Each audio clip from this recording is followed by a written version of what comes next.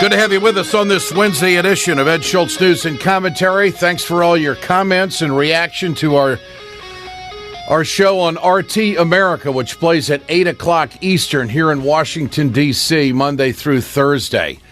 And then, of course, you might wonder what I'm doing on Friday, Saturday, and Sunday. Well, I'll be on the road doing some things. I'll be in Iowa this weekend. But the News with Ed Schultz plays Monday through Thursday. Then we do a sit-down interview for a half hour with newsmakers, which will play on Friday, Saturday, and Sunday. So it's a great gig. If you can get it, I got it, and life is good, and thanks for paying attention. All the folks that follow me on Facebook, I really appreciate it. There's over 320,000 now of you out there, and you've stayed with me through this transition. I appreciate it. And you can go to RT.com and watch the show every night, 8 o'clock Eastern, or you could pick it up on Dish and in Direct. And I've had a lot of comments about, well, I can't get it on Dish and Direct. Just call your provider, and they'll tell you where it is, tell you how to get it.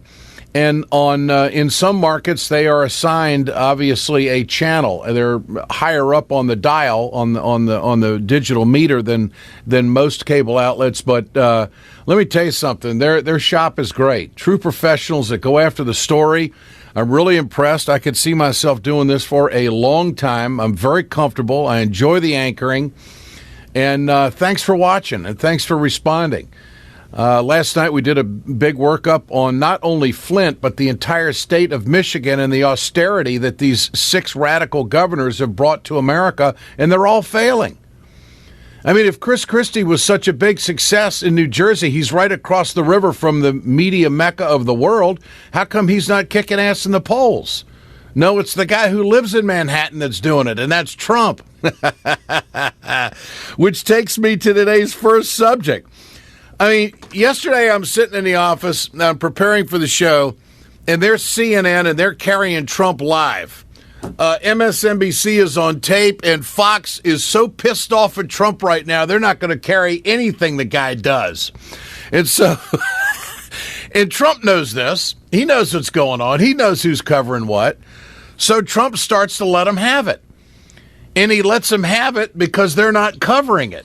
And I think it made for a better press conference. So here he comes. I don't know if he planned to release it yesterday during this impromptu meeting with the media, but he ended up having it come out of his mouth that he's not going to show up at the debate. Here we go with a series of, I think, very entertaining cuts. With me, they're dealing with somebody that's a little bit different. They can't toy with me like they toy with everybody else. So let them have their debate, and let's see how they do with the ratings. And I told them, I said, give money to the wounded warriors, give money to the veterans. They're going to make a fortune with the debate. Now let's see how many people watch. When they sent out the wise guy press releases a little while ago, done by some PR person along with Roger Ailes, I said, bye-bye, okay? Folks, this is so who he is. That if I had to play throughout this entire election cycle one soundbite of Donald Trump, that would be it. He's telling one of the biggest media people probably in the history of the country, Roger Ailes, one of the most influential, one of the most operative, he's giving him the finger. I ain't going to your debate. Let's see how your ratings do. Trump knows who he is. He knows what he can do, how he can do it, and he's calling their bluff. Now, and then he talks about the wounded warriors and the veterans.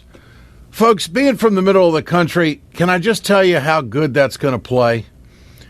I mean, there's going to be a lot of people in rural Iowa that are going to view Trump as an unselfish guy, calling the wealthy out by saying, you know, you should donate to these guys. You see all these commercials of these wounded warriors on TV.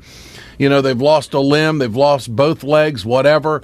They're going through total rehabilitation of life. Their life has been changed forever. They're hugging the family and everything else. And you sit there and watch these commercials and you think, gosh, how lucky am I?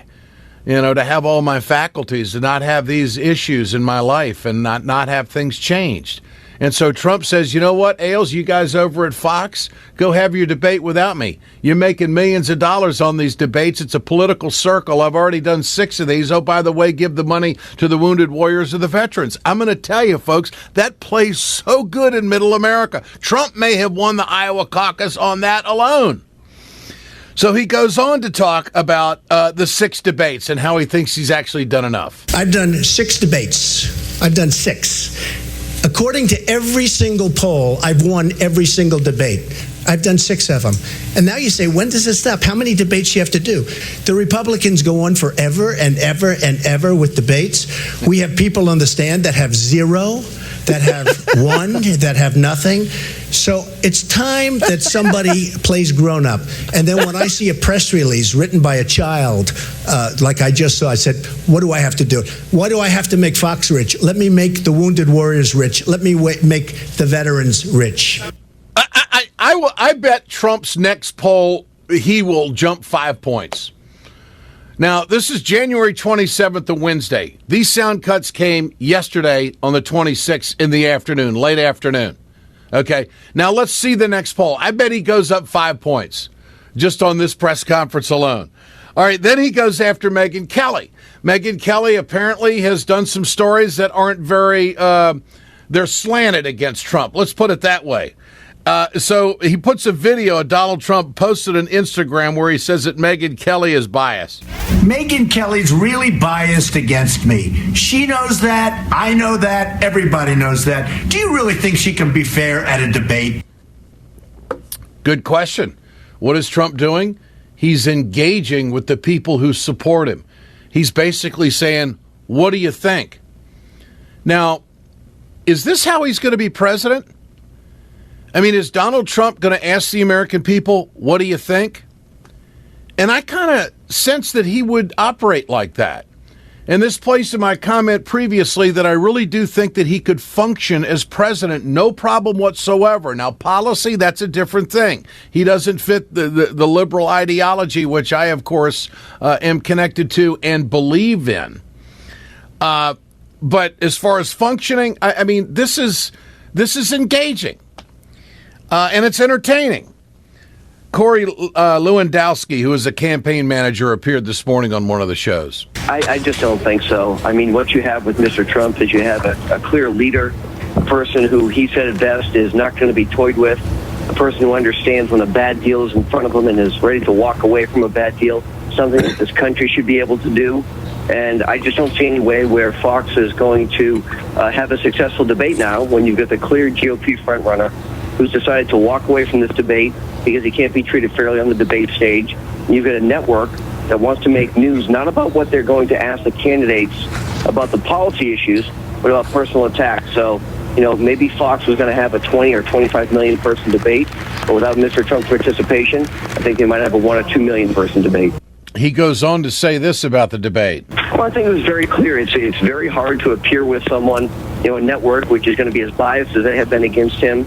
As soon as they put that press release out, you know, it was clearly a statement which, you know, they did it just to get his attention. This is something that Fox wanted to do to increase their ratings as it related to more people watching this debate. And, you know, it just doesn't make sense. You know, what we know is that Megyn Kelly is totally obsessed with Mr. Trump. She's done show after show about, you know, why the media shouldn't be having him on television. Donald Trump is the best debater on the debate stage. We know this. He's a clear winner. He has been by. Okay, now hold it right there. She's done stories. I don't watch her, but apparently she's done stories about how the media shouldn't have him on television. Well, Megyn Kelly, you got your wish yesterday because 2 of the 3 cable news networks didn't cover his press conference where he was ripping Fox a new one. Do you know how good your ratings would have been yesterday on Fox if you'd have carried Donald Trump live, saying that he had some chump PR person throw out this schoolboy type press release and he's not going to mess and announce he's not going to go on? That would have been awesome. But oh no, they're over there doing something else in Iowa. So look, Trump is in total command. It's desperation time for everybody else. Trump is actually, I think, doing a very smart, politically strategic move. Get out of the debate and see how bad the rest of them are. Because let me tell you something, the Republican Party has spent so much time trying to destroy our current president, so much time hating and baiting and racing that they don't even know who the hell they are. The Republican Party is still in the mode of a serious identity crisis. They don't have any ideas. They've even reversed their position on trade, a couple of them, such as Kasich, to get some attention. They waffle on immigration. They can't do the full-throated what they really believe in. They attack labor. They have no health care plan. All they want to do is privatize education and Social Security. And oh, by the way, they want to go to freaking war every other day. And so the Republicans are not going to get any headway whatsoever. Trump's sitting out of this debate, letting the rest of these jackasses waffle on stage. Isn't going to do a damn thing to Trump, and I think he's going to run the table. I'll be shocked if he loses Iowa to who? Cruz? Cruz is a nut job. You even got Rudy Giuliani coming out saying that he's too coarse. This is too good to be true.